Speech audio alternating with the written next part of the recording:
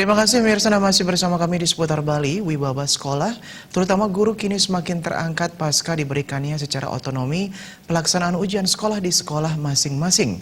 Namun dengan kebijakan baru ini diharapkan pemerintah tidak mengubah lagi aturan sesuai dengan keadaan sekolah seperti yang terjadi sebelumnya. Pengamat pendidikan Made Gede Putri Wijaya mengatakan, ujian sekolah yang bersifat otonom merupakan sebuah pengakuan terhadap komponen pendidikan utamanya kepala sekolah dan guru di dalam sebuah lembaga pendidikan. Saat ini tidak ada lagi pemberlakuan ujian sekolah berbasis nasional.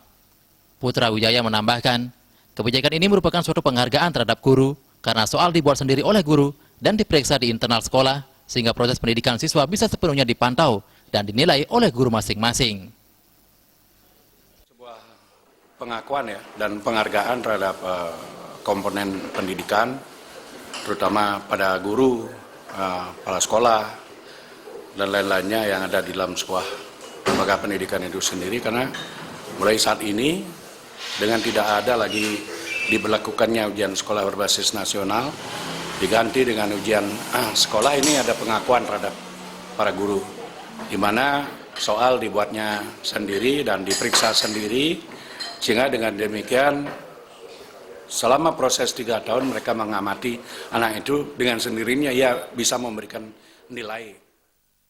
Pihaknya menambahkan, kebijakan pendidikan yang selalu berubah menjadi catatan bagi pemerintah.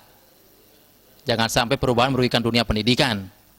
Sementara otonomi dalam ujian sekolah ini dipertahankan agar mampu membentuk siswa yang seutuhnya dan diharapkan semua pihak.